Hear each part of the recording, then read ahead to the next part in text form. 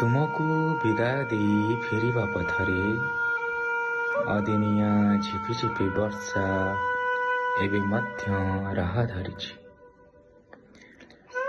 ପାଖ ଷ୍ଟେସନ ଅତିକ୍ରମ କରିସାରିଥିବ ତୁମ ଟ୍ରେନ୍। ଏଥର ତୁମେ ମୁକ୍ତ ସମସ୍ତ ଦାୟରୁ।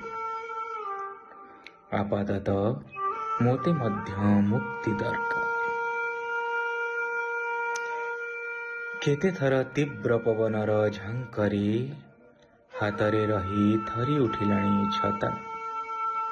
ଯା ହାତରୁ ବାହାରି ବେଶ ଆରାମରେ ଉଡ଼ିଗଲା ସେ।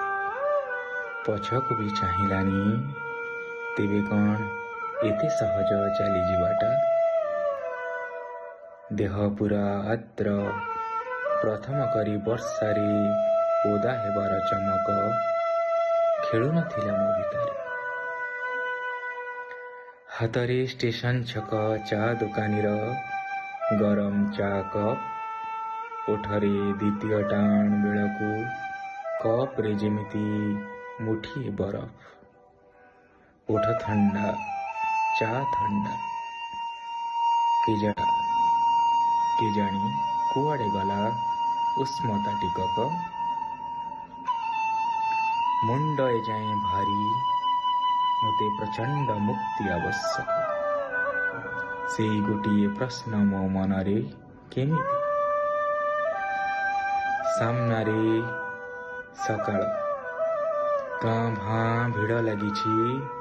ପ୍ରୁଫ୍ ରାସ୍ତା ସଡ଼କ ଧାରରେ ବିଛେଇ ପଡ଼ିଥିବା ନୀଳ କୁରିଞ୍ଜି ହାତଠାରି ଡାକୁଥିଲା।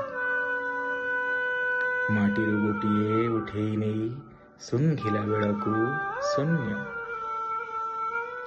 ପର ହୋଇ ଯାହାକୁ ବି ଆଘ୍ରାଣ କରିଲା ବେଳକୁ କାହାରି ଦେହରେ ବାସ୍ନା ନାହିଁ। ସେମାନଙ୍କୁ ଛୁଇଁ ପଥ ପ୍ରାନ୍ତରରେ ବହୁଥିବା ବର୍ଷାର କ୍ଷୁଦ୍ର ଜଳଧାରାରେ ପ୍ରବାହିତ ହେଉଛି ସୁଗନ୍ଧ। ହସୁଥିଲା ନୀଳ କୁରିଞ୍ଜି। ଏ ଯେ ତା ପାଇଁ ବିଦାୟର ଋତୁ। ତଥାପି ତା ହସ କେଡ଼େ ଛଳ ଛଳ, କେଡ଼େ ସହଜ ସରଳ। ପୁନଶ୍ଚ ସେହି ପ୍ରଶ୍ନ ମୋ ମନରେ, କିନ୍ତୁ କେମିତି? ଫିସ୍ ଫିସ୍ କରି ନୀଳ କୁରିଞ୍ଜି ମୋ କାନରେ କହୁଥିଲା, ଆଗକୁ ଯାଇପାରୁନାହୁଁ? କାହାକୁ ନିଶ୍ଚୟ ଛୁଇଁ ଦେଇ ଆସିଛ। ଯାଅ, ପଛକୁ ଯାଇ ଥରେ ସେ ସ୍ପର୍ଶ ଅନୁଭୂତିର ଦାଗ ଲିଭେଇ ଦେଇ ଆସିବ। ଏଥର ପୂର୍ବାପେକ୍ଷା ହାଲୁକା ଲାଗୁଥିଲା। ଆଗକୁ ଚାଲୁଥିଲି, ପଛରୁ ଠୋ ଠୋ ହସୁଥିଲା ନୀଳ କୁରିଞ୍ଜି।